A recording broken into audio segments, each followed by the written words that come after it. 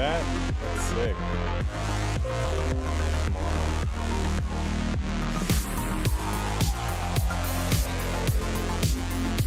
What do you mean?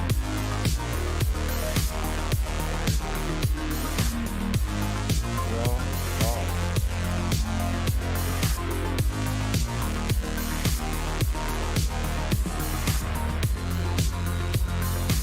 We come out at night, beat to the marrow, keeping out of sight, where we all glow into new flow. Sunset spinning out, light leaks on the pavement. Shadows blacking out, punk rock and pagan,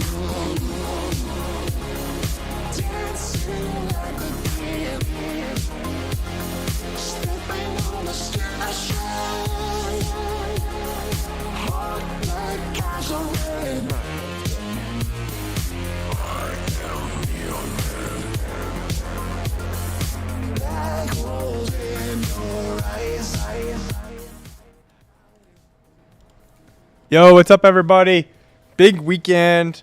Volume was crazy. We had a $173 million day yesterday, which was the highest we had seen since February 13th. Yeah, so hopefully we're coming up on a big bull run here. It feels like it, but never know with this kind of stuff. Let me bring in the other guys here. What's going on, guys? Yo. Hello. Hello.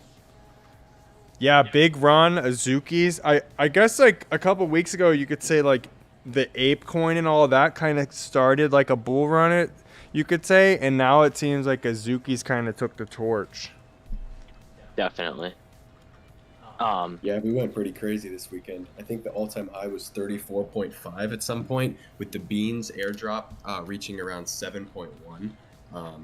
So if you had one Azuki, you were looking at, what is that? 15, basically 15 ETH plus 35. That's 50. Why am I drawing a blank? 50? Yeah, you're looking at 50 ETH in value right there. So absolutely crazy.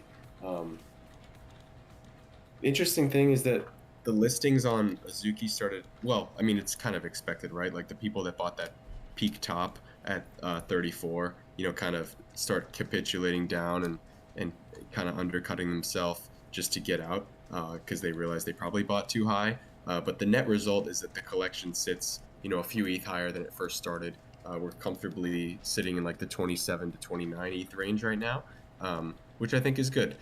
I think it's healthy growth. Obviously that blow off top wasn't really sustainable.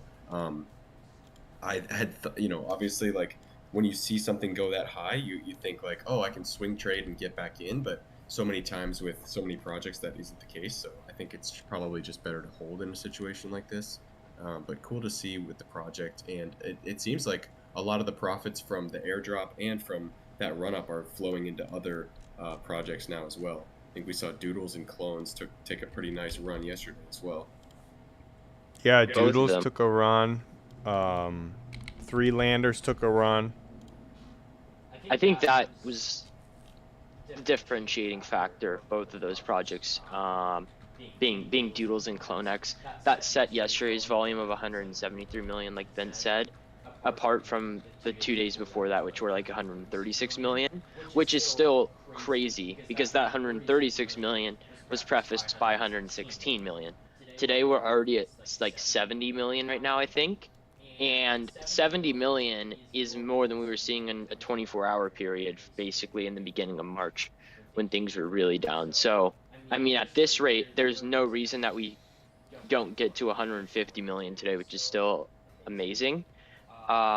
It's just crazy how much influence the pump of big blue chips like Doodles or CloneX or Azuki have on the total volume, as opposed to a bunch of smaller mid chip projects pumping. Because at the end of the day, those blue chip projects are capable of completely setting off the total volume traded on OpenSea, especially when there's multiples you know, when you have doodles, when you have several blue chip projects all pumping at once, like that is just a recipe for a huge day of volume. So today's volume is already much higher than what 2 days ago's volume was at this time. I think yesterday's volume was about where we're at right now at this time. So I continue to be impressed with the fact that there are buyers for these projects at like 20 ETH, 30 ETH, and they can sustain like volume where there's hundreds of sales per minute. That just still like kind of blows my mind, because we're talking like six figures for a lot of these projects right now, or close to it. And the fact that people have that much disposable ETH is just, I don't, it's just amazing to me. But again, as these projects do transcend and continue to push like those higher floor prices, obviously the types of buyers and the number of buyers shrinks considerably. So just something to keep in mind. But definitely cool to watch all of the profits start flowing around into other projects. I think, you know, a lot of, at least I saw on Twitter, a lot of Doodles holders were kind of begrudging the fact that Azuki had taken such a run up. Clones were kind of feeling like they weren't, you know, they were kind of undervalued given Azuki's value. But I really think like ultimately one project taking an absolute like rip up is good for the entire market, because those profits really do start to flow back around as people start to take them. So, you know, even though Azuki pumped hard and then retraced, I was happy to see Doodles and Clones running yesterday, because I really think in the macro sense and in the long-term sense, like it's healthy that all of these projects kind of grow together. You know, I think that makes sense for the market. yeah, and really the price movement on ETH hasn't affected this volume at all. I mean, in the past, we've always seen inverse correlations from crypto prices, obviously ETH and Bitcoin, and even Solana usually moving in the inverse direction as NFTs. But on a day like today, you have $3,400 Ethereum, and I think Solana is, last I checked, Solana was 120, which is absolutely insane. That's $60 above its low, which that low was just in the past couple of months. Let me check Solana price right. Solana is 131, which is nuts. So that's exactly the point. Like right now, crypto is not really doing much damage to you know, Solana prices and Solana market. Solana market's higher right now than it ever has been. With the Solana price, it's higher than it has been. ETH has recovered almost $1,000 from its low, or probably more than $1,000 from its low, with NFT volume being the highest in the past basically in the past month this week. So I think that correlation between inverse price action with higher Ethereum and lower NFTs is kind of gone, at least the past 7 days. Yeah, and that's good to see. The best thing I think would be just Ethereum slowly going up from here over the next 6 months, or just honestly staying even. It's great to see the NFTs prices rising while Ethereum's also slowly rising. So that's really strong sentiment there. Let's talk about these cyber brokers, because I just totally passed on these. I thought they looked really cool when they were revealed. Should have done more research. Again, you have an artist, which we see on a lot of projects, that once people start talking about the artist and how cool it is and all that stuff, floors tend to run. McKay, you did some research on these, I think. Yeah. This project's, I mean, there's a lot of smart money really bullish on this project. I'm going to kind of preface it with what this project is, because there's a lot of reasons that this project is very different from most. Basically, cyber brokers founded by an artist named Josie. Josie is like, I realized that I've seen Josie's work being just the average NFT, enthusiast. I've seen her work without even knowing it. She's responsible for a ton of one-of-one pieces that have sold for tens of thousands. She's done huge NFT auctions for her work. She's been on Nifty Gateway. She's done a lot of successful stuff. And she's an OG. I mean, she was doing this stuff in 2017, and that's where she got, I mean, even her pinned tweet is like some crazy digital in-house NFT that she made 3 years ago. So total OG, basically came out with this project, 10,001 supply, minted for 0.35 ETH. Early March was when that happened. They minted as the allow list only, so there was no shot at public even being able to mint there. The team is totally established, obviously. Josie, the artist. The developer is a guy named Ben. He's like a huge, he owns a company, NFT gaming company called Blockade Games, and RPG game that's on chain called Neon District. So there's also a few other guys, couple who have worked at Disney, very established team. Point being, like I said, the mint was in early March. Basically, the floor has moved between like 1 and like 2 between the mint date and the end of March. So basically the whole month of March, and now has since picked up to like 5 ETH. Floor is almost 5.5 right now. This project is different from like the large majority of NFT projects because it's fully on chain. What that means, and I didn't fully understand that because I was under the impression that all NFTs were fully on chain, but that's not the case. Basically, with even these big blue chips like Bored Apes, Doodles, CloneX, you own the token and then you own an image URL. So you don't actually own the image. You own a link that is hosted on a centralized server, so like gfnf.io / and then a token ID, and that gives you all the metadata. That's what you own. You don't own the image. For this, it's completely different. Basically, this was one of the first projects to they spent 91 ETH, so like 230 grand, and instead of JPEGs, these NFTs are SVGs. Basically what that allows them to do is all of the traits can be broken down when you download it, when you download the image, and every single trait, so for example, the shirt, the shield, the mask, the pants, those are all uploaded onto the blockchain and stored in that contract. So for as long as Ethereum servers are running, this project will be there, regardless of if the team leaves or the project shuts down. These are stuck on chain.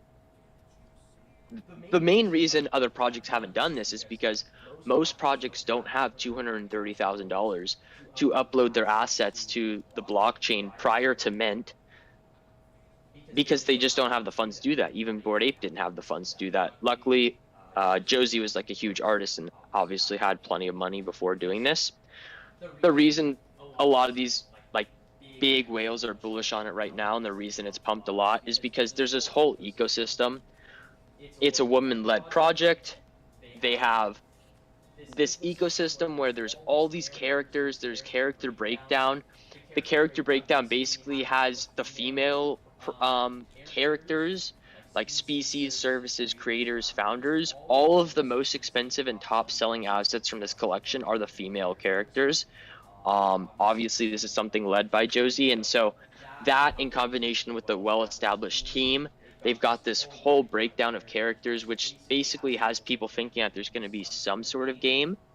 And then also, because this is totally on chain, in the contract, there is someone found an option where these NFTs can be modified dynamically. So in theory, what people think is that eventually there's going to be some sort of game or some sort of display where you're going to be able to custom build your NFT and modify it in real time, rather than like them uploading and changing the metadata on their end. The contract allows for any owner of each asset to modify their NFT as they'd like and automatically have that updated in the contract and appear to all parties and everyone looking at the project. So they've done some really unique things, and they have this backing and this well-established name in this community where they're going to be able to get away with it, and hopefully the project does really well. I don't think the art's anything special, but just because these guys have such big names in this community, like they're capable of making this into a blue chip. I really believe that. So yeah, it's a really interesting project. We're going to watch Cyberbroker's floor. Obviously it's skyrocketed like 2 ETH in the past 4 days, so I don't really know where it goes from here. 5 ETH is a ton. There's not a ton of projects that sit between like 3 and 6 ETH that we're super bullish on right now, but if I had to choose one, I would definitely put Cyberbrokers on that list, for me at least. Yeah, this one seems like one that we definitely should have paid more attention to at the Yeah. time. I don't think I'm a buyer at 5 ETH. I think that it probably comes down. I don't really feel like too many eyes are on it. At least I haven't seen it being used as a profile picture or being talked about far too much. But I think I'm probably a buyer at like between 3 and 4 ETH. I think this is probably a, if the team continues to build and the community seems like it's something, people are rallying behind the concept. I think it's totally has viability in the marketplace. Cool. Yeah, dude. Yeah. Thanks for sharing, bro. Right on. Yeah, that's really cool. I always thought the art was cool. I just slept on him for sure. Obviously too hard. Did you want to talk about this Cyborgeese guy, or did he help do that project? Is that what he did? Yeah. Yeah, so Cybergeese is Ben. I don't know why his name isn't actually on his Twitter account, but that's Ben. So Ben is the creator of Plasma Bears, which Right. I didn't remember that project, but since you said you Gary have, V had brought The him fit? up. The Plasma Bears a while back. Wow, Like a long okay. time ago. And I think the floor is like really low on them. He brought them up because like they were pretty cool how you could mix and match different things to create them and stuff or something like that. But these were like Yeah. 2, 3, 4 ETH floor back like August, September. So Okay. Yeah, so him being who he is and being the lead developer of this project, as well as owning an on-chain game studio, leads people to believe that there's going to be some sort of eventual integration between cyber brokers in some way that they can modify their NFTs or have some sort of game built in. And it's not unrealistic because they've seen what he's done with this Neon District RPG game that he's built. cool.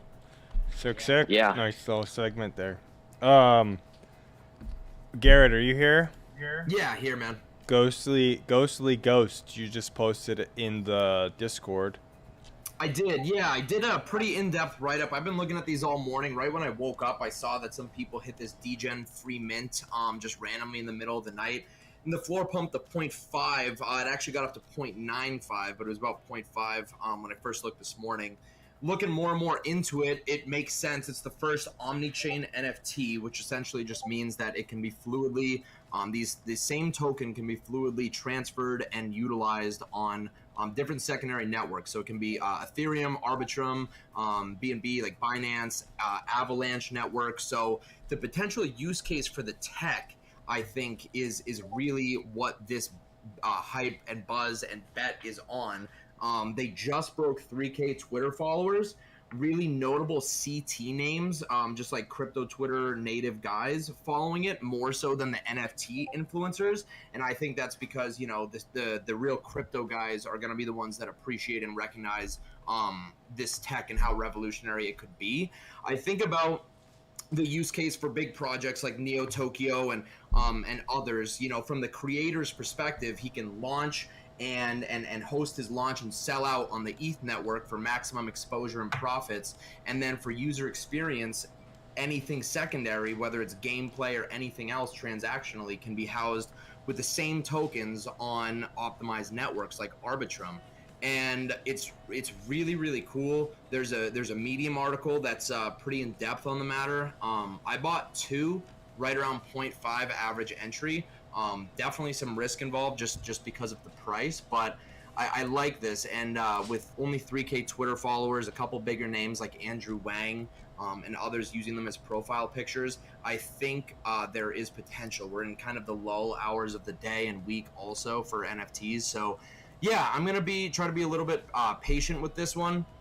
I kind of had to think a lot about if I wanted to buy 2, because otherwise that money would have probably gone right into book games right now, since we're on the horizon. But yeah, that is kind of my summary on the thoughts of Ghostly Ghost. I think it's really cool. The concept's incredible. We talked about last week how these layer 2 games like Axie Infinity and even book games, their benefit being on layer 2 is something that we see more on a game like Wolf Game or Raid Party, where there are idle MMOs, meaning that really not hands-on.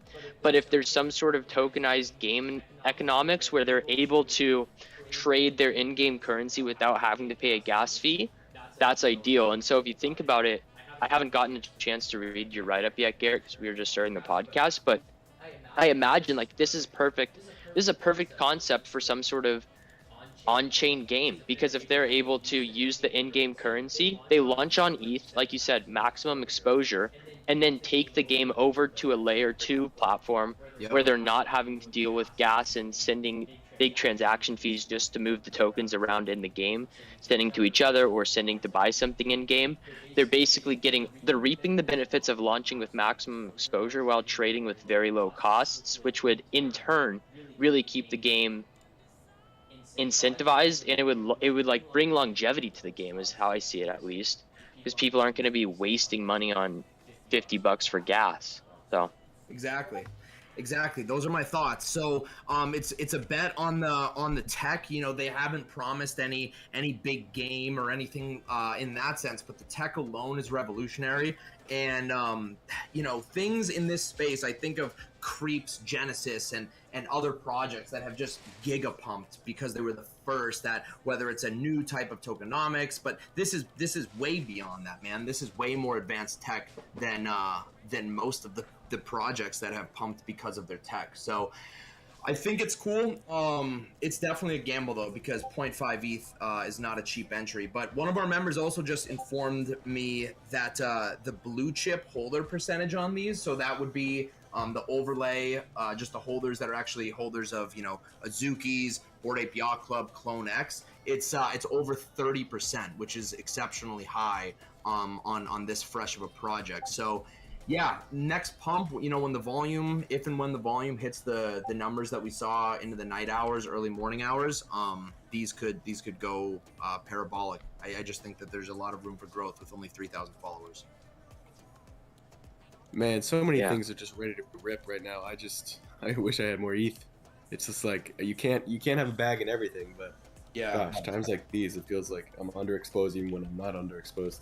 I know what you mean, and I like Vince's strategy. You know, Vince will like recognize that, hey, yeah, there are good projects that are actively pumping, but like I can't have my head in all places at once. I got to stay focused on my main bags and objectives. So, yeah, I think I need to adhere a little bit more to that myself. But I like this one, and I bought 2 right now. Made a thorough post in the group. So yeah, that's basically what I got, man. sweet. Cool. Sounds good. Yeah, I was looking at the sales volume, just looking at how quickly they were selling. Pretty quick. Not too bad. Maybe they'll have a run up overnight, since it was usually a slower time of the day. So, cool. We're on to Solana stuff. Slumped. Where's Slumpty Dumpty? Slumped. The He's alarm's going off. trying to talk. Oh, he just left. There he is again. Can you hear me now? There we go. Yeah. What's going on? Mic wasn't working. What's up, guys? What's up, So Big yeah, Pimp? we had a rather weirdly exciting weekend. We saw like probably 5 to 10 different derivative projects come up, and man, us degens, we did well this weekend. This first project that we have on screen right now, the degens, was, I guess, the one to kind of kick it off. It was just this incredibly successful DGods derivative that came out the day of all their Dead God stuff. So right place, right time, and their stuff was kind of high quality, and people were just, for like 2 days, just trading it back and forth. It was a 0.06 stealth mint. I saw them, and I was like, this is the dumbest thing I've ever seen. I'm not buying this. And man, was that a dumb decision. They they ran up to like, You big dummy. 0.4. Look at the volume on it. That's insane. 7,800, almost 7,900. Yeah. That's Damn. insane. Like, They're I've never cool. seen a successful derivative like that. And then naturally, 10 more followed its place, and we tried to recreate the pump of degens, but it didn't happen as much. But yeah, a bunch of our guys throughout the day were just going crazy. The chat actually picked it up before I did. I think they saw it at 0.15, and then that's when I realized, like, oh man, these are gonna do well, huh? So then we pinged it at around 0.25. So anyone who was around and active that day, they did really well. We had a couple guys make like 2 soul, 4 soul, some maybe even more. It's just insane. All for some fat D gods. Great. Yeah, I like these ones. I like the one with like the mullet hair. I've seen that like on Twitter or something a few times. I was saying that instead of dust to their token to make these these guys need donuts. Yeah, that'd be a good token.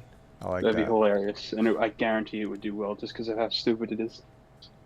And their roadmap's funny. They said like, well, there is no roadmap. They said in their Discord, I think it was, they said we're like D gods but fatter or something. Like it's just Yeah. a complete It joke. was a pure meme, but man, Yeah. memes run the world.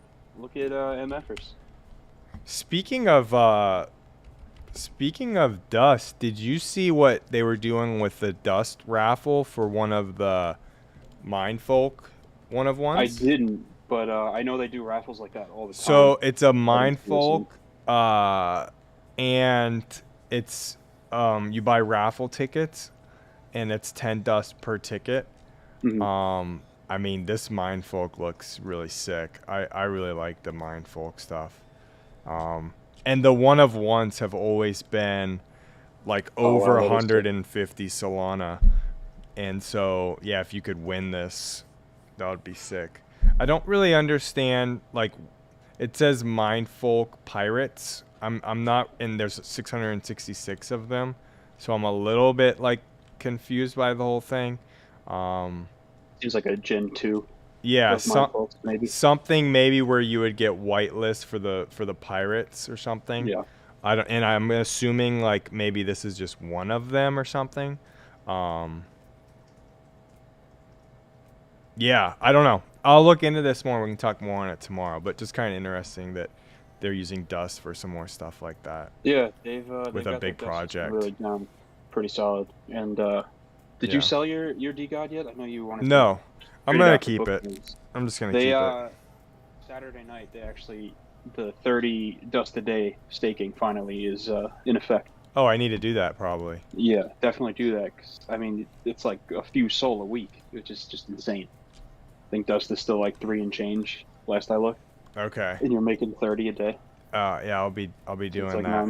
90, $100 a day, like 700 a week. Let's You know, it'll go. add up. Staking, dude. Staking for some steak. All of my DGOD dust that I get from this will be going directly to just buy steaks. This is Let's cool. go. Okay, cool. Other Solana stuff. I have here the planetarians. Ooh, these are cool. So, yeah, this is probably the most hyped up mint today. Wow. It's going to be on the launch pad. Looks like whitelist is starting in about 2.5 hours. Public should be going live around 5 p.m. Eastern. The roadmap isn't necessarily the most exciting thing I've ever seen. It's just your standard staking for their token. Then you could use the token to buy Gen 2. But, I mean, there's nothing wrong with that concept. You know, it's established. It works well. The art is really cool. Super hyped up. I think they've got 20,000 in their Discord. Low cost at 1.5 and low supply at just over 1,500. The general consensus seems to be to quick flip these. So if I get that, that probably would be what I'm looking to do. But who knows? It's going to be a tough mint for sure with such low supply and most of it going to whitelist. But definitely one to be trying for today. Cool. Yeah, it seems like that's the main soul mint today too. Yeah, we've got a pretty mint heavy week this week, which is awesome. I've got I think 6 or 7 that are on my radar. Which Yeah. we will definitely be covering in the coming days. So make sure to tune in. I wanted to touch on Akari as well, Slumped. I was looking at the price. Basically, we had touched on these, I think, on Thursday or Friday of last week, being a reverse, basically just being a reverse Azuki ripoff that somehow got the Azuki derivative tag removed from them on Magic Eden. The price hasn't moved that much. I think it's actually down a little bit. It's like 7.8 soul floor. Which one? Actually 7.3 floor. Let me get you the link then. It's just called Akari, like the retail bot. 7.38 floor, but it's just like there's this whole tokenomics thing they're trying to build out. I looked into it. The way they were able to get that derivative tag removed is they basically proved that as much as this is like an Azuki ripoff, they literally have a ton of the same traits. They have an in-house Japanese artist that they were able to prove to Magic Eden is like their own. But I wanted to touch on the fact that there's 2,200 total, and the listing count is still absurdly low. I mean, 221 listed. I think it's like, so it's 9% listed. For a soul project with a 7 soul floor, that is a complete ripoff of a blue chip ETH project. I feel like a 9% listing count is amazing, and I think this actually does have room to run, especially if we keep seeing delistings. Yeah, that's what I think. Just interesting. I'm just gonna keep an eye on it. Yeah, I've it's been on my radar for a few days for sure. It's people trying to make it the Azuki of Solana, and when Azuki was running like crazy over the weekend, this ran like crazy. I was looking Yeah. at it at 4.6 or so a couple days ago, and then this was before Tombstone, and I had to tell myself, don't buy this, wait for Tombstone. Don't buy this, wait for Tombstone. And then I was going back to buy it because I had the soul for it, and it was like 8, and now I was like, damn it, I missed it. But yeah, they've got a really solid liquidity pool, low supply, so the payouts look to be pretty well dispersed. I think that's really all it is. And art's pretty cool, and just right Yeah. place, right time. Yeah. From what I see, the community's pretty solid there too. Which, I mean, for these Solana projects, believe it or not, is actually a huge factor in the price. Yeah, yeah, exactly. This one just stood out to me because usually these direct sold to ETH blue chip ripoffs last a week and don't go anywhere. But when you have 9% listed in a 7 soul floor price, it's like kind of hard to not think that it can go up even more. Yeah, it's still on my radar. I don't know that I want to buy in at 7, just because. I mean, I've seen it go to 9, and then I've seen it go down to 6. It's just seems to me this is their resistance, but I don't know. I haven't looked into it enough to really make a safe call on that yet. Yeah. But Yeah, just wanted to touch on that. for sure, yeah, definitely one to watch. Yeah. Cool. All right, we're into Nifty Gateway stuff with Fuck Render, and I'll be honest, I bought one of the Fuck Render, like, I don't even know what they are. The April Fool's joke. No, I bought one of his things on OpenSea a while back. Oh, the one that. And they were gonna turn into avatars, and it just got like really tiresome hearing him talk about his crystals like doing shit. Mhm. And yeah, they're 1.7. They've been like around 2 forever. But tell me about this guy on Nifty Gateway now. Yeah, so this was we covered it a little bit on Friday, but they had their page locked until like 10 minutes before the drop. This was such a troll, man. It was on April Fool's Day, so they tried to hype it up as this crazy drop, and then it's literally a slideshow of them and just random pictures, and we're all just like, oh my god, this is so dumb. It was only $50, and I bought it anyway because I was like, Oh "Alright, my gosh. let's just see if this is going to be worth it." I mean, I'm a degen, man. There's no way around it. I love degenning into stuff. So a couple of us bought it. We're just like, all right, we're either going to waste $50 or this is going to be the best purchase we've ever made. So then after this open edition closed after 10 minutes, I think it was bought like, I'm drawing a blank, but it was bought a substantial amount of times. Looks like just over 2,000, which for an open edition of 2 guys just putting a slideshow of pictures of themselves is ridiculous. But then what they wound up doing is that after the open edition closed, like, oh yeah, April Fools, go enter this raffle. And it was for, I think it was an edition out of 20 of like an actual project of theirs. It was called Stasis, I believe. Mm-hmm. And the first sale on that one was $10,000. So if you got Gosh. lucky, that was the best $50 you've ever spent. I was not that lucky, unfortunately. I don't think anyone here won, but the good news is after that, they tweeted, all right, guys, we know you're probably upset you didn't win that, but there's a part 3. And they have this project coming up called Sundials now. And basically anyone who has that $50 slideshow just gets a guaranteed whitelist spot for that project, which is really cool. I have no idea what it is yet. They haven't said anything. But Their last, so it's Fuck Render and this guy Victor Mosquerer. I probably said his name wrong, but their last project sells for, I'm drawing a blank here. I think it was like 6 point something ETH. Now, granted, that one was out of much lower supply than I imagine this one will probably be, but should still be some good profit there. Waiting to see some more details on that, but we'll be fully covering it for sure. So, April Fool's prank went well, needless to say. Cool. Sweet, sweet, sweet. We are done with NFT stuff, I believe. And McKay, if you want to quickly touch, go ahead. One more for What do you have? Nikki. Got the ferocious drop. I want to Oh, ferocious. Yeah. Okay. Yep. I always Yep. think those guys are like similar because they use caps and shit. Yeah, for sure. They This is the younger guy, yeah. yeah, he's like 19 or something. Yeah. But he's one of the most well-known NFT artists out there. And he's got this crazy drop going on right now. There's actually a raffle going on that ends in 20 minutes that I recommend everyone go enter if you haven't already. But basically, it's a big open edition drop. These generative paint drops, super high quality, which is awesome. But basically, it's not a quick flip by any means. You're kind of buying yourself into what he calls the Pharaoh world, which is going to be his universe. And again, I mean, you can see, look at it now. There's over 26,000 purchased. So that's insane. Wait, so people spend $1,000? So if you win? No, there's. Oh, the raffle. Yeah, if you win, it's $1,000, but the raffle is for 20, as opposed to the open edition that's just 1. So the raffle will put you at about $50 per if you hit. Wait, so 1 second. If you spend $1,000 right now, you get one of these paints, right? If you buy the open edition, yep.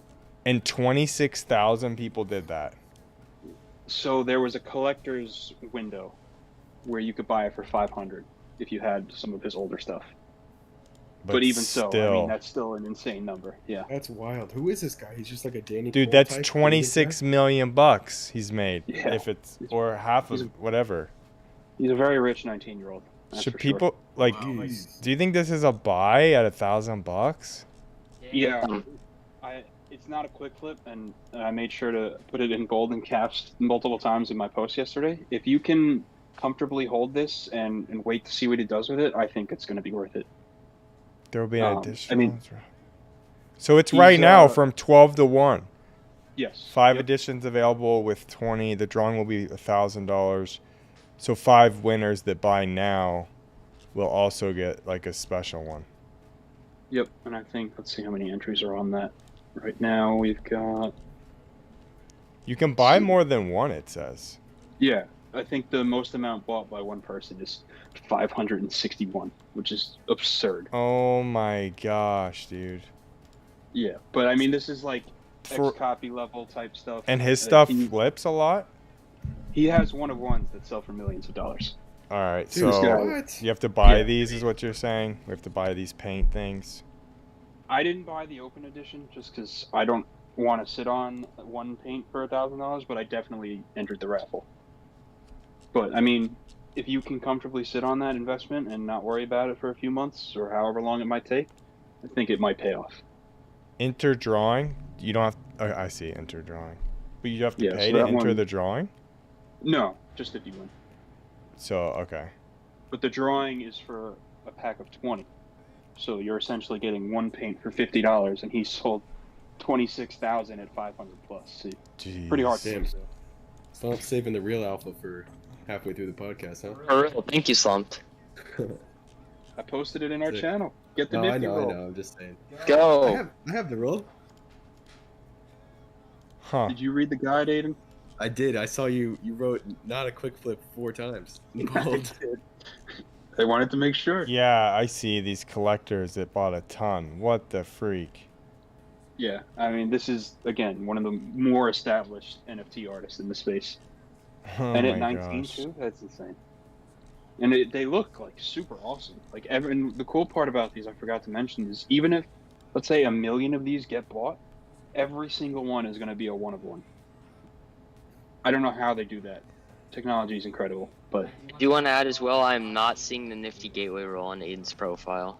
Oh. Oh. We're getting exposed. damn. Do I really not have it? Dude, Aiden, Yeah. it's the Azuki roll, man. Oh shit! I don't have it. Oh my god. Please. Damn. Jesus. Wow. Well, 5 there you years go. out the window. There you have it. So yeah, I'm gonna win that raffle. There's only 5 winners and about 2,500 entries, so looking good for me. Highly encourage everyone to enter that raffle. Why is no one Sure. entering this? What do you So mean? it was announced yesterday, and they probably forgot. How do you know no one's entering? Oh You shit! Can see, well, you could look at how many people entered. And then if you Nifty. compare that with the people who bought, Ping everyone to enter that shit, bro.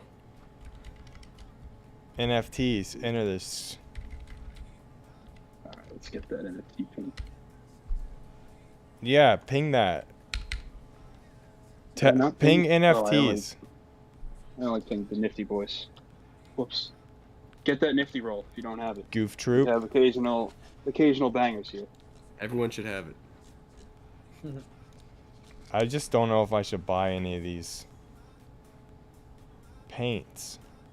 It closes in 4 hours, whatever.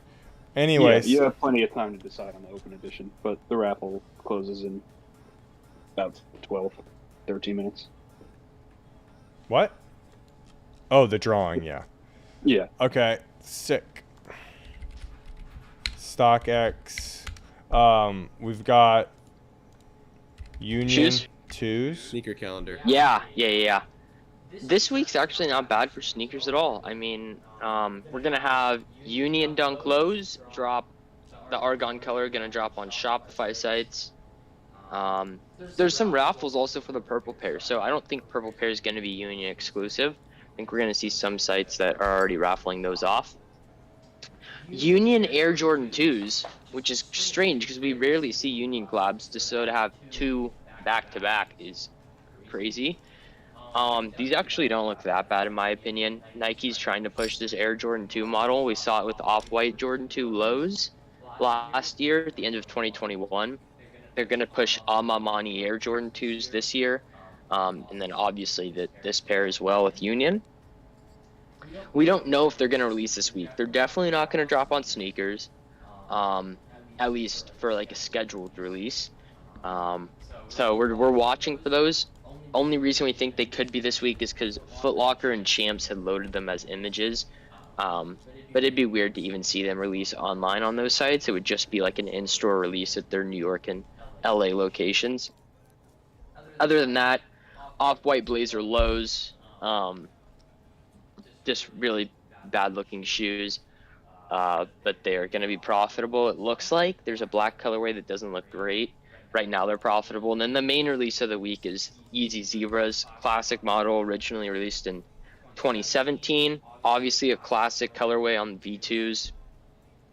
Prices aren't as high as I thought they would be, honestly. They're like $350. I think it's just because I remember in 2018 I went to Foot Locker 4 hours after the release and I got a personal pair without any issues. And I remember vividly that the rumor was that there were 1 million pairs that restocked that release. Prices have recovered since. I think there's still going to be profit, but it's not going to be anything crazy. Retail is probably going to be $220 or $230, and I think we'll see prices between like $280 and $300. So still plenty of profit and worth running, just not anything absurd. But yeah, a pretty good week for sneakers. And then Sweet. yeah, cards. I think Lisa's in class, Nico's at work, so we might see F1 Sapphire this week, which would be huge. F1 Sapphire is like the premier F1 product. F1 season's heating up. We just saw street F1 races announced in Miami. Miami's taking place. We saw it announced for 2023 in Vegas, which is going to be nuts. So I really do think F1's heating up. Like Vince said, there's this Netflix F1 series that's on and is like one of the top premiering docu-series right now on Netflix. So if those drop, regardless, tons of money in F1 cards, so we'll keep an eye for those. And then target-wise this week, we're not going to see sports cards. We saw them last week. there's a small chance we see, and not a small chance, there's a very good chance we see PS5 discs and digitals at the end of the week on Target, and then discs on Amazon we're just watching out for. So pretty good drop, pretty good week for releases. Yeah. Cool.